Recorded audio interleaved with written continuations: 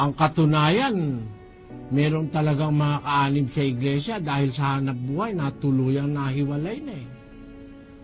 Minsan nga simpleng konting pera lang, naihiwalay ang kapatid eh, ang miyembro eh. Bakit? Hanap buhay ko talaga, beauty parlor eh. Yun. Dahil lang sa konting kita. Sabi ko, pwede ka naman kapatid mag-beauty parlor ah. Pwede ka naman maggupit ng buhok. Lalaki, gupitan mo. Pwede ka namang magtinda. Huwag alak. Kung minsan sa hanap buhay, malakas ka ang alak kapatid na Eli.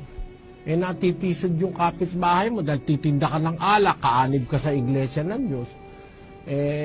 Kung dahil sa kinatitisuran siya, hindi na siya dumalo, maituloy niya lang yung pagtitinda niya ng alak. Kuminsan, dahil yung hanap buhay niya, ayaw siyang payagan paglinggo, pumayag na siya na may hanap buhay lang siya, wala siyang pagkakatipon o pagsamba. Di ba ganon, kapatid na Daniel?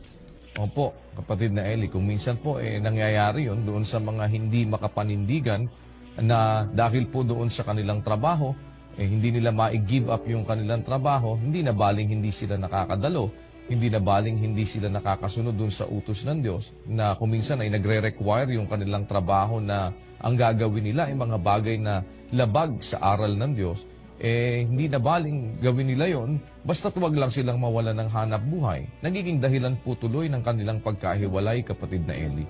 Kaya nga ako'y humanga dun sa isang kapatid nating, meron tayong kapatid ng araw na arkitekte naka-employ siya sa isang kumpanya na ang required sa isang arkitekta saka inhinyera, pupunta siya sa project, ang requirement nakapantalon siya, tapos yung kanyang buhok maiksi, yon. Yung kapatid natin mahaba ang buhok, tapos ayaw niyang magpantalon, nakapalda siya. Meron ba naman kang inhinyera, project engineer, nakapalda ka.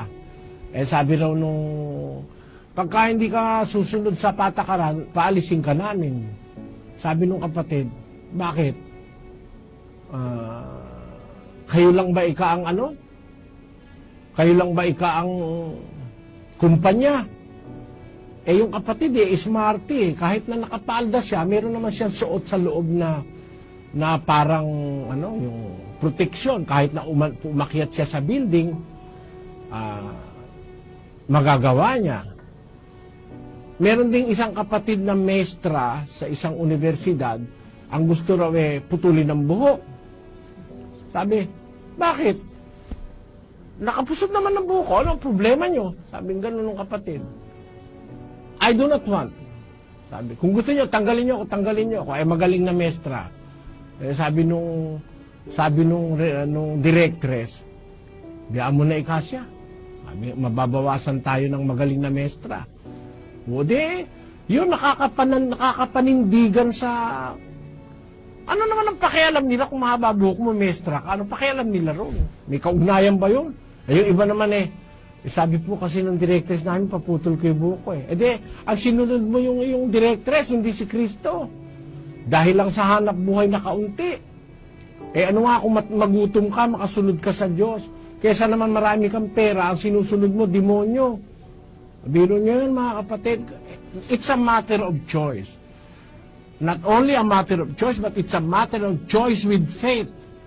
Kailangan, alam mo, ibig ko sabihin kapatid na Daniel, di ba?